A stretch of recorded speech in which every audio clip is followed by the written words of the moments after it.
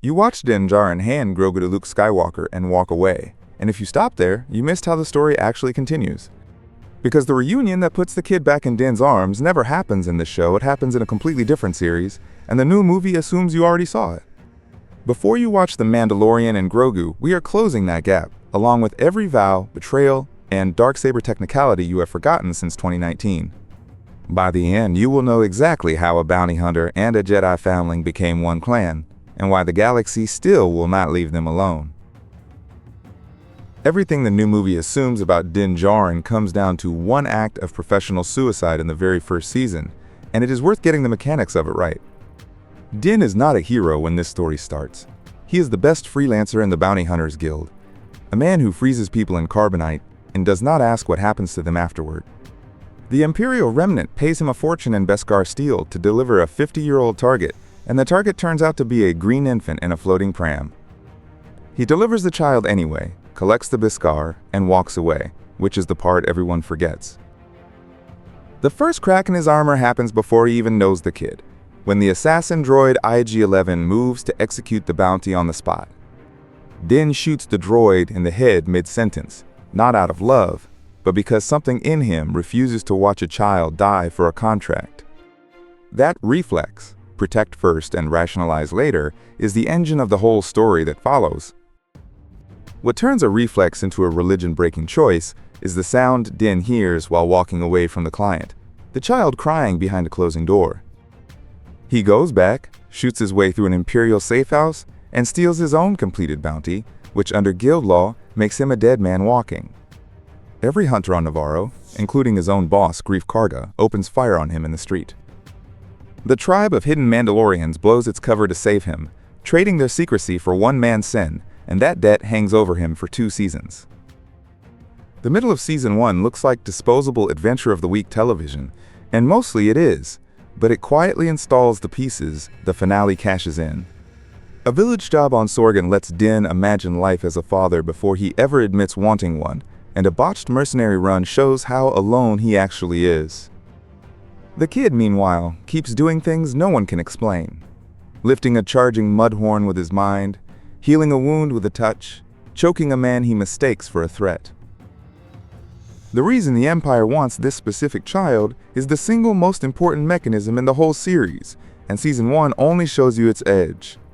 Dr. Pershing, the client's nervous scientist, draws blood from the child and begs his superiors to keep the donor alive, because the material is what matters. When Moff Gideon arrives in the Season 1 finale with a Death Trooper escort and an ancient black lightsaber, the show tips its hand. This is not a warlord chasing a trophy. Gideon knows the child's origin and his value, and he burns an entire operation to the ground just to get him back. The finale hands Din the 2 things that define him going forward, and both come from a dying droid and a blacksmith. IG-11, rebuilt as a nurse droid, removes Din's helmet to treat a head wound, threading the loophole that no living thing has ever seen his face, then walks into lava so the others can escape. The armorer, the tribe's smith and priest, forges Din's signet and hands down a new creed. He and the child are a clan of 2, and Din must reunite the foundling with its own kind, the Jedi. That single instruction, find the Jedi, is the entire plot of Season 2. Season 2 is remembered for its cameos, but its real job is dismantling Din's religion one truth at a time. On Tatooine, he meets Cobb Vanth, a small-town marshal wearing Boba Fett's scavenged armor, and learns a man can wear the steel without the creed. On the ocean moon of Trask, he meets Bo-Katan Kryze and her Night Owls, Mandalorians who remove their helmets freely and call his sect a cult of religious zealots, the Children of the Watch. Din discovers that the way he would die for is one splinter faction's rulebook, not the faith of his whole people, and the show never lets him unknow that. Bo-Katan matters going forward, so mark what she wants. She once ruled Mandalore and lost it, and she believes only the darksaber, an ancient black-bladed lightsaber, can legitimize her return.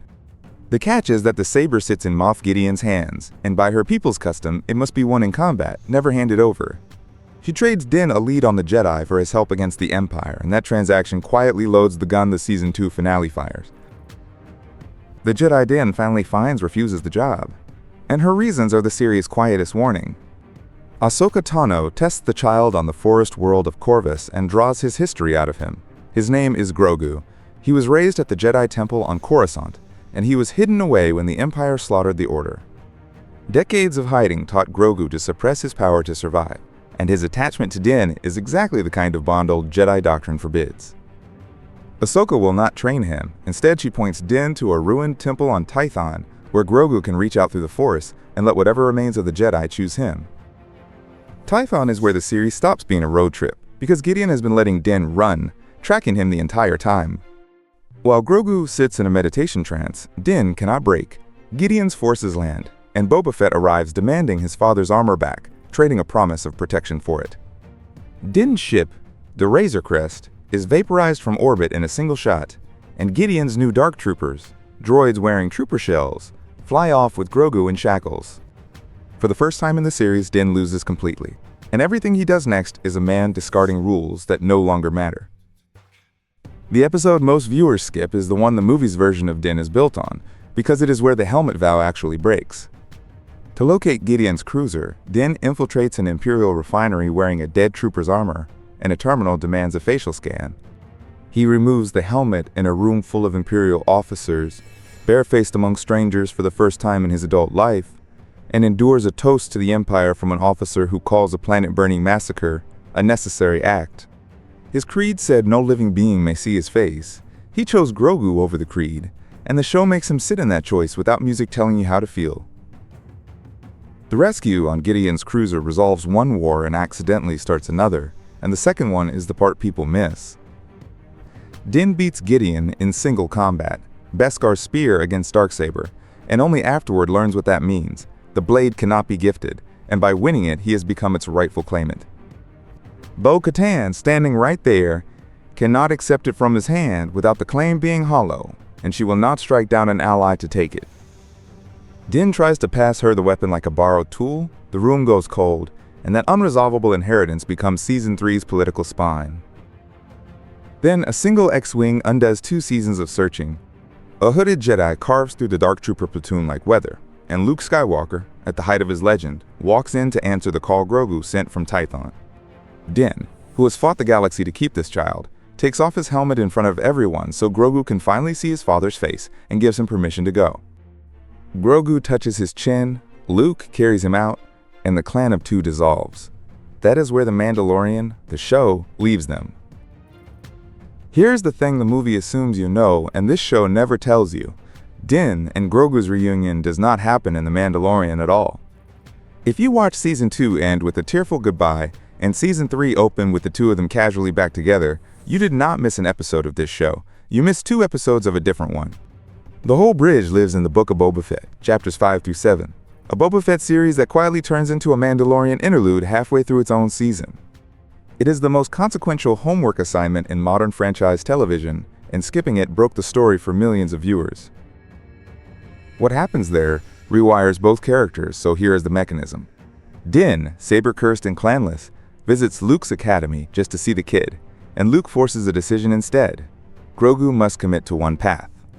Luke sets 2 objects in front of him, Yoda's lightsaber, the Jedi Road, and centuries of discipline, or a small shirt of Beskar chainmail Din left as a gift, the Mandalorian Road and his father. Grogu picks the armor, and picks Din, walking away from the Jedi Order with his own 2 feet. 2 other pieces of that off-screen bridge matter for everything after. Din is formally cast out of his own sect in the same stretch, because he confesses to the armorer that he has removed his helmet, and the only road back she offers is bathing in the living waters beneath the mines of a destroyed Mandalore. He also replaces his vaporized Razor Crest with a stripped-down Naboo starfighter, the small silver ship he flies from Season 3 onward, its droid socket converted into a bubble-top seat for Grogu. So when Season 3 opens, read the board correctly. Grogu chose Din over Luke. Din is an apostate seeking redemption on a dead planet, and the darksaber hangs off his belt like a debt he never asked for. The movie inherits this exact family, one that chose itself twice. Everything Mandalore-shaped that follows is Din trying to earn back a faith the audience has already watched him outgrow. Season 3's opening miracle is the one fact that reorders every Mandalorian's priorities. The homeworld everyone abandoned is livable. Din flies to Mandalore expecting a poisoned graveyard because the Empire's Night of 1,000 Tears bombed the surface to glass, and the survivors swore the planet was cursed. The curse is a lie. The air is breathable, the mines are intact, and the only monsters down there are the ones that moved in after everyone fled.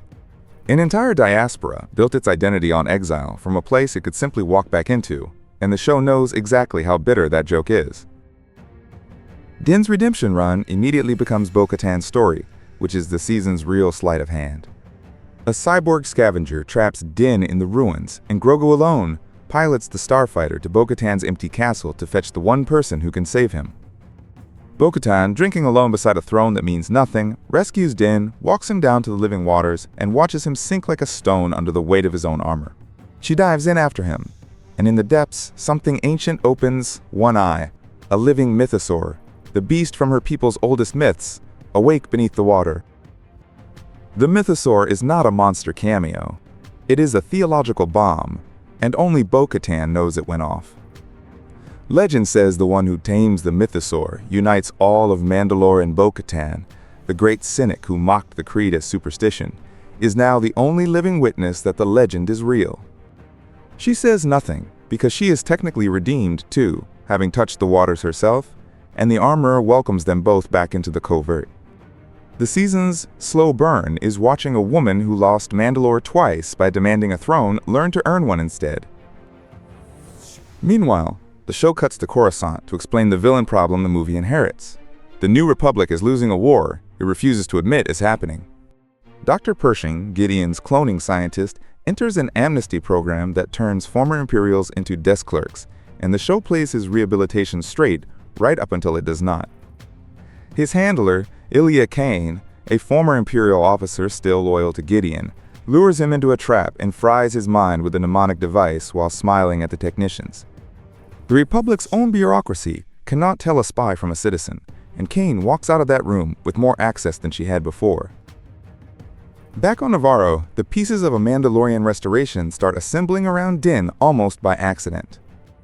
Grief Karga, now High Magistrate of a respectable trade world, needs muscle against the pirate king Gorian Shard, and the New Republic ignores his distress calls entirely.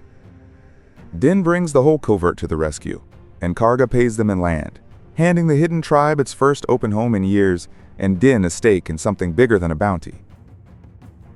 Two quieter Season 3 beats do heavy lifting for the movie status quo, so keep them. Grogu is formally accepted as an apprentice, a foundling training in the covert, and he gains a walking rig in IG-12, the rebuilt chassis of IG-11 refitted so Grogu pilots it himself. And the armorer, the most orthodox voice in the series, removes Bo-Katan's helmet in private and tells her to walk both worlds, orthodox and secular, because she is the one person both kinds of Mandalorian will follow. The politics resolve on the opulent world of PLAZ-IR-15, where the darksaber problem finally gets an elegant answer. Bo-Katan reclaims her old privateer fleet from Axwoves by beating him in single combat, but she still cannot carry the blade that would make her rule official.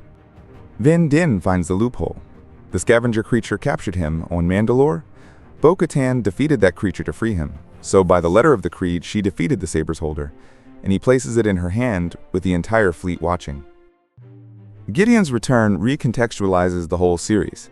He was never a rogue warlord. He is the most dangerous member of a coordinated conspiracy. The Shadow Council, a hidden committee of Imperial remnant commanders, has been pooling fleets and resources while publicly pretending to be scattered and beaten.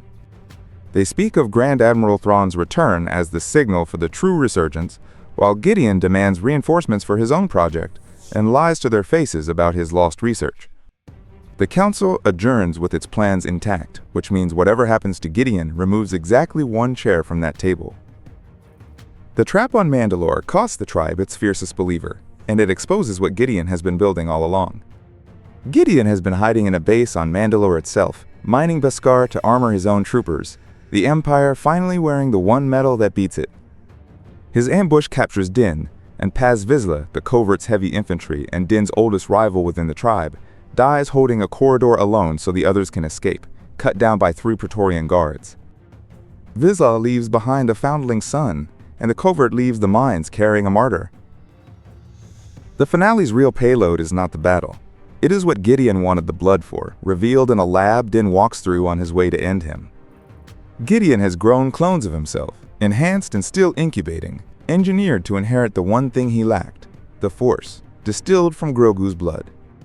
Din vents the chamber and destroys every clone before they wake, which is why Gideon's rage in the final fight is personal. Din did not just beat him, he erased his heirs. The dream of a Force-wielding Imperial dynasty dies in that room, at least the version Gideon controlled. The darksaber, the weapon the whole saga treated as a crown, exits the story in the least ceremonial way possible. Gideon catches the blade in his Beskar gauntlet during the final fight and crushes it, shattering the saber for good, and with it, the rule that a single trophy decides who leads Mandalore. Bo-Katan keeps fighting anyway, and the point lands. The fleet followed her before the saber broke, so its destruction frees her people from the myth instead of orphaning them. Gideon's end is thorough by design, because the show knows villains with escape routes have a habit of sequels. Grogu holds off 3 Praetorian guards alone, the first sustained fight of his life, while Din and Bo-Katan batter Gideon and a burning light cruiser falls out of the sky onto the base. Gideon is consumed in the fireball on screen, no cutaway, while Grogu shields his family inside a bubble of the Force. Presumed dead is the official phrasing, but the series spends its final minutes acting like the threat that matters was never really him. The ending trades battles for 2 ceremonies, and the ceremonies are the actual finale. In the Living Waters, the Armorer presides as Din formally adopts Grogu, who becomes Din Grogu, a Mandalorian apprentice bound to his father until he comes of age. Above them, Bo-Katan reclaims the Great Forge as the United Tribes retake the surface, and the planet 3 seasons of characters called Cursed becomes a home again. Din, meanwhile, cuts a quiet side deal with the New Republic to hunt Imperial holdouts as an independent contractor, then buys a cabin on Navarro and sits on the porch with his son. Peace on a porch is not a status quo, it is a target, and the movie inherits 4 loaded threads the finale never disarmed. The largest is Thrawn. The Shadow Council's entire strategy assumes the Grand Admiral's return, and destroying Gideon did nothing to the Council, its fleets, or its timetable. Ilia Kane is still embedded in the New Republic, undetected, sitting inside the exact institutions that keep ignoring the Outer Rim. The Empire left standing at the end of Season 3 is not Gideon's private project. It is the coordinated remnant he was lying to. Mandalore itself is an open question wearing a victory's clothes. Bo-Katan leads a unified people for the first time in a generation. But the darksaber that legitimized rulers is ash, so her authority rests on nothing older than last month's battle. And beneath the living waters, the mythosaur is still down there, seen only by her, a creature whose taming is prophesied to unite the very people she now leads. The show planted that beast and pointedly declined to pay it off, leaving it dangling as the biggest loose thread in the whole saga. Din's own position is quieter, but just as combustible, a retired zealot doing freelance work for a government he does not respect. He hunts Imperial remnants for the New Republic on his own terms, off the books, with a child apprentice in the passenger seat. A man like that is one bad contract away from the center of whatever the remnant is building. Grogu's unfinished business is the most personal thread, because both of his identities are half-built. He walked away from Luke's academy with his memories unlocked but his education abandoned, and his Mandalorian apprenticeship has barely begun. He still speaks in coups and carries power he barely controls. A being who is both Jedi orphan and Mandalorian foundling has never existed before, and the movie is titled after him for a reason. So here is the board the Mandalorian and Grogu starts from. A New Republic too blind to see the war coming, a Mandalore newly unified but untested, and a mythosaur waiting in the deep. At the center of it stands the galaxy's best hunter of Imperial holdouts, who is now a father, a man who already lost his son once and rebuilt his whole life around never doing it again. Din and Grogu walk into that storm together, a clan of 2 by choice, twice over, and everything they built is exactly what a resurgent empire would threaten. If you want to catch the next season bridge as soon as it drops, make sure to subscribe and stay tuned. Drop a comment below. What show should we cover next?